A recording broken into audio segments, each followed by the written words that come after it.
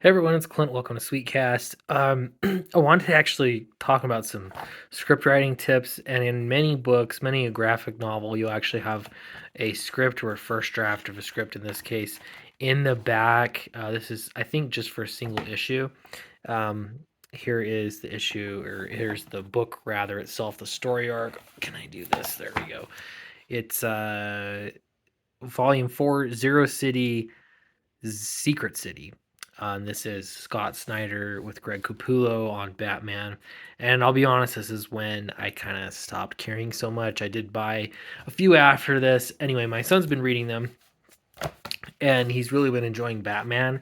I think I only have a couple more Batman graphic novels left for him to read. It's insane how much he's been reading. Anyway, into the story here. When writing a script, there are a few things that I noticed that come up, and I wanted to give some of my insight. First thing is I don't know what you're going to call this, the letter to the writer, or letter from the writer to the artist or the creative team. I've noticed that a lot of people, Scott Snyder in particular, does this all the time. I generally do not. I have that conversation over a phone call or over, I guess, a live stream after we're not on the air or something like that. Or I send it, in some cases just through Discord. I'll type out a little bit like, hey, this is the concept for this particular issue, like general high level kind of thing. This is what we're looking at to do, but I don't make it part of the script. Personally, I could see how if you worked for Marvel or DC, you might want to do that because maybe you don't have as much communication with the artist directly. I don't know.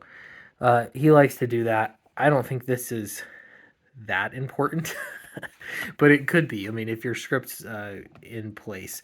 So another thing that I like to do, I actually write in Microsoft Word, and I know that's not like the sexiest way to write a script. There's a lot of other script writing programs, but to me, I've just always done it that way. I wrote my novels in Microsoft Office, and so I just there's something about the familiarity I just want to stick with. So that's why I do it. But because it's a visual medium, a lot of writers will do this where it says page one, it goes through everything in page one, and it'll say pages 2 through 3, and you go down, and it'll just actual pages don't line up with the comic book storytelling pages. I know that's a more economical way to fit more script into fewer pages, but I hate it. I have been complimented before on my page turns, like the end of the page is always important, and the other page is it's always important. The page turns make sense. The way that I do that is I actually make the first page blank. So in Microsoft Office, it's open, and because it's blank, and then I open it up 100% view so I can see both, two pages at a time. And when you do that, you can actually have the page turn correct, just like it would be on a comic book, because you think this is page one, and then page two, you got to turn the page to get to it. Page 2 and 3, you're visually seeing at the same time. So I set up my Word document exactly that way. So page 1 is by itself. I make a blank page, page 1, page 2, page 3, so on and so on. And that I swear by. I think it is fantastic to be able to see where your page turns are. It is a visual medium. When you're writing the script, you can imagine everything and build it around page turns and use that as an effective tool in your writing process. So that also means that I don't do this, which was my point, adding a page and then page and just go through pages as you will.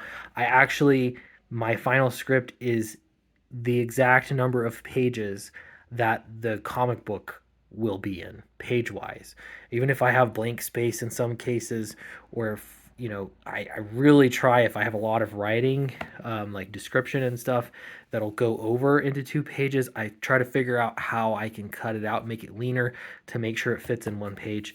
I like it to match. I don't think I always do that, but I will say probably 95% of the time it is the same number. And I think that's also helpful for pacing, because then when page turns are, that does affect the pacing of how frequently people's eyeballs are moving from page to page and having to turn. You can use that to your advantage. Other thing here is little notes. This is a note for Greg. It is not the panel description. Here he's got a panel description. The way that I do things is I would write the panel description and include, my assumption is that my audience for the panel description is the artist, and so I'm writing to my artist's sensibilities, and maybe sometime I'll call them out by name. That doesn't happen very often. I figure if it's in the panel description, you know it's for you. He goes ahead and adds in here these bolded sections that are notes directly to Greg Capullo in this case. Of course, this design is totally up for grabs. All that matters to me is that it is bad and fits the context. Oh, very cool. Again, you could just write it in here, have those conversations elsewhere instead of in the script. You can do it any way you want. I'm just kind of talking about how I do it. Last but not least, this maybe last but not least, I've mentioned before that what I'll tend to do a lot of the time is write the visuals first, but what I left out is that sometimes I write the dialogue first, and it just depends. If visually you have a story going a certain place and you need to tell like visually what is happening and the dialogue is not as crucial to the plot, that's the important part. You're going to want to just write the visuals. Panel 1, write a description. Yeah, you know the two characters going to talk in there or say something. It doesn't matter. Panel 2, what's happening? And when you find yourself on that flow, like you're really in the zone and you know how the story is going and the pacing feels right, you go with it. You don't interrupt it by saying, well, I have to write dialogue here right now, unless you have something to say there. In the inverse there, sometimes I'll have a moment or a scene where there is an important conversation to be had. There is maybe some exposition that needs to happen. There's some conflict that needs to happen. And visually, it's like they're talking. You can find ways for visually for it to be interesting. But right now, the important part is what they're saying. So I will go ahead and skip panel descriptions, or I'll just write something like on, well, on Monstro, and then write something that Monstro says, on Jax, write something that Jax says, so on, and go down the line, and then go back in afterward and add the visuals. So it actually does work both ways. You could consider that quasi Marvel method to the visuals first, but what it really is if you are feeling inspired and if you're in the zone, you got to roll with it. You got to keep writing, because there is value in your mind connecting with the pacing of the story and how you're getting through it. So that is absolutely helpful. So I think I have other little quirks and eccentricities that I channel when I'm writing scripts, but I think those are the big ones. At the end of the day, I think setting aside time to write, for me, it has been Thursdays religiously. Thursday nights, I write. I think I need to add on more writing time because I've got a lot of stuff on my plate as of late. So I'll do more for sure.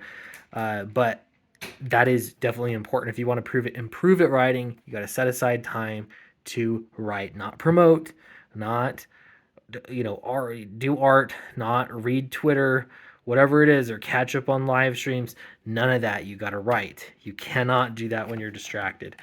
So I think setting aside time for that is important. Yeah, I think that's about it. I would like to know, though, what are your script writing tips? Every writer, it seems, especially in comics, does things so differently that it is always interesting to me to see people's process and even their script format, how it looks. I do think that affects how you work. But curious to know what you think. Don't forget to like and subscribe, and I'll see you in the next video.